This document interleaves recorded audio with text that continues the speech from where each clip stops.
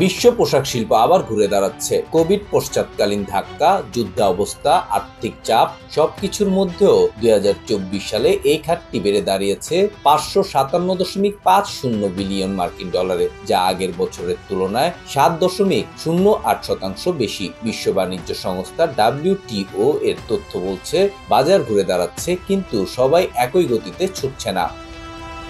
বাংলাদেশ এখনো বিশ্বের দ্বিতীয় বৃহত্তম পোশাক রপ্তানিকারক, যা নিঃসন্দেহে গর্বের। তবে এক ধরনের অস্বস্তিও কাজ করছে। ২০২৪ সালে দেশের রপ্তানির আয় হয়েছে ৩৮.৪৮ বিলিয়ন ডলার, কিন্তু প্রবৃদ্ধি মাত্র ০.২১%।